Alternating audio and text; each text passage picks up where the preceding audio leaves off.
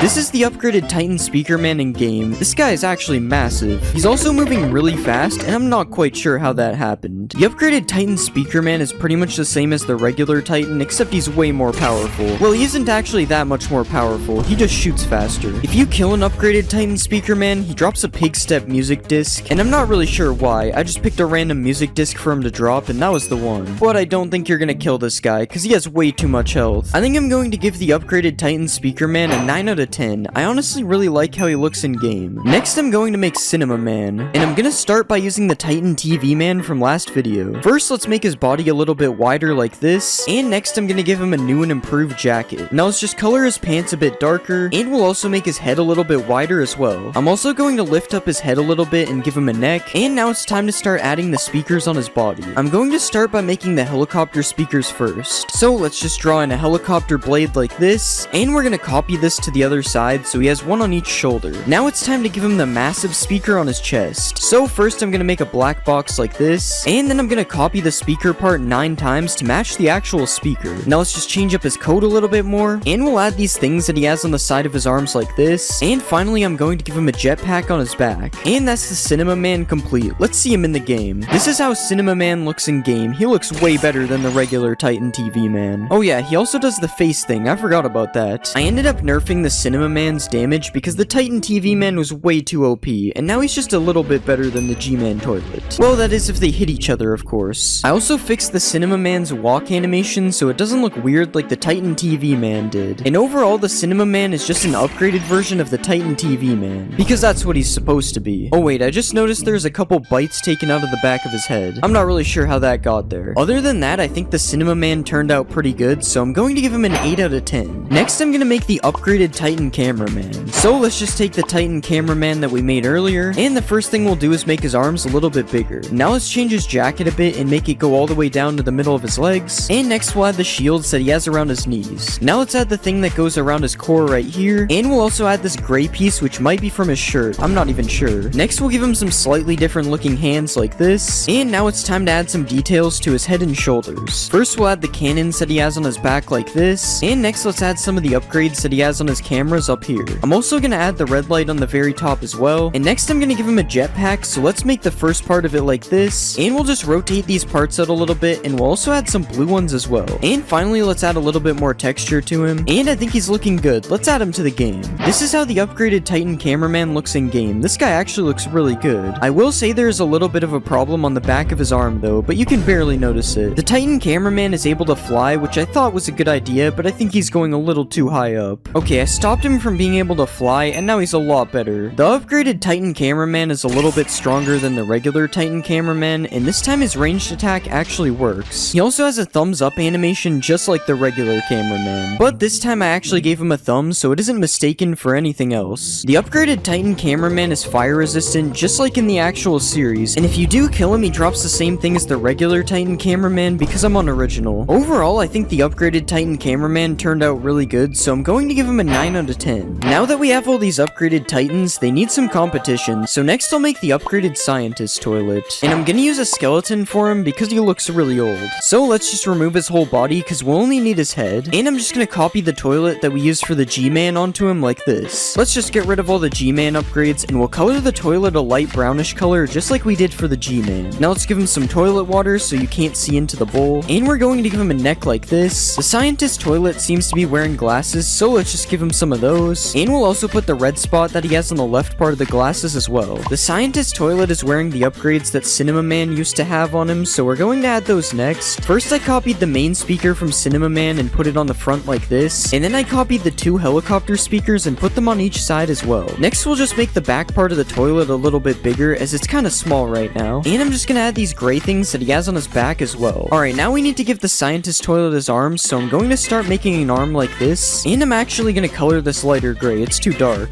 Now let's copy this arm onto the other side, and I'm just gonna rotate the arm like this to make it look a little bit nicer. Now finally I'm gonna add this light thing on the side of his head right here, and I think that looks pretty good. Let's see how he looks in game. This is the upgraded Scientist Toilet in game. This guy is by far the biggest mob we've made. And he's not just the biggest mob, but he's also one of the coolest, as he's able to hover on the ground instead of walking. The upgraded Scientist Toilet is insanely powerful. This is what he does to a regular Titan Speaker Man. He literally didn't even have a chance. Now let's try the upgraded Titan Speaker Man. That wasn't much better. It's probably going to take a combined attempt from all the Titans to take this guy out. Come on Titans, you can do it. Okay, good. They managed to kill him. If they didn't, he would have been way too OP. I also made the Scientist Toilet drop a brewing stand when you kill him because that's science, I guess. I don't really know. And if you look closely, you can see that he shoots through the red part of his glasses because I'm pretty sure he's supposed to do that. I'm going to give the upgraded Scientist Toilet a 10 out of 10. I'm pretty sure this is my new favorite mob so far. He looks really good. Next, I'm gonna make the Parasitic Skibidi Toilet. And I'll use a silverfish because that's the closest thing to a parasite. First, let's get rid of all this stuff. And we'll just start to make the shape of a toilet like this. Now let's color the toilet a backroomsy looking color. And we'll add this rectangle part that comes up from the back. Actually, I'm gonna change the color a bit. It's way too yellow. Next, I'm gonna add a long neck for the head like this. And now we're just gonna give him a villager head just like the regular toilet. Next, let's change his face a little bit to make him look more like the parasite toilet. And let's add the little pipe thingy on the top of the toilet like this. Now it's time to start adding some texture all around the toilet like this. And now let's start to give him some legs. And we'll copy these legs over to the other side like this. And now let's just rotate them a bit so they point more outwards. And I think that's a pretty good parasite toilet. Let's add him to the game. This is how the parasite toilet looks in game. This guy is way too tiny. And because he's so small, he's also really fast, which makes him kind of scary to get chased by. There are 2 sizes of parasite toilets, small and large. And I know the large one is supposed to look different, I just didn't feel like making the other version. If a large parasite toilet bites a Titan Speaker Man, he will turn infected, and if a small parasite toilet bites a cameraman, it will infect him as well. I also added an infected version of the upgraded Titan Speaker Man, but there's a very small chance that he gets bit before killing the parasite. The parasite toilets are also able to be deployed by the upgraded scientist toilet, which I actually think is a pretty cool way for them to spawn. Overall, the parasite toilet turned out pretty good, other than this weird spot on the side that I'm not sure how to fix, so I'm gonna give it an 8 out of 10. Next, I'll make a regular speaker man, and I'm gonna use a Vex to make him because that's a villager hating mob. First, let's take a leg from the cameraman like this, and we'll just move these body parts for now because they are definitely in the wrong place. Next, let's color the speaker man's pants a light gray like this, and now it's time to add his body. First, let's expand the body out to make it a lot bigger like this, and then we'll start to give him some arms as well. Now let's also give him some fingers at the bottom of his arms, and now we'll just color all of this in for now. I'm gonna add the speaker man's jacket next, so let's work on that, and now it's time to give him a head. We'll start by giving him a neck first so his speaker isn't floating, and now we'll shape the head into a speaker. And let's just color the speaker a little bit darker than his suit, and we're gonna give him the actual speaker part in the middle like this. Okay, now that we have a speaker head, let's give him some headphones, and let's also put the headphone band at the top like this, and now I'm gonna give him some extra texture all around his suit like this, and I'm also gonna give him a tie and a belt on his shirt. Alright, I think this guy looks pretty good. It's time to add him to the game. This is our speaker man in game. He definitely looks a lot better than I expected. Okay, what is up with all the speaker men being so fast? I swear I don't know how this is happening. The regular speaker man has the same strength level as a regular cameraman, which means the only thing he can really kill is the regular toilet. But the speaker man doesn't actually kill the skibbity toilets. Instead, he just sits on top of them, just like in the actual series. It is kind of weird though, because the head doesn't disappear. The regular speaker man is also able to do the speaker man dance if you right click him, and this is probably one of my favorite features I've made so far. It looks so funny. If you kill a speaker man, he drops a jukebox, which pairs really well with the pig step disc from earlier, or you can use it to play my favorite music disc, which drops from the infected upgraded Titan speaker man as well. Overall, I think the speaker man is one of my favorite mobs so far, so I'm gonna give him a 10 out of 10 as well. The dance is just too good. Next, I'll make a large speaker man, and since I used a Vex for a small speaker man, I'm gonna use an evoker for the big one.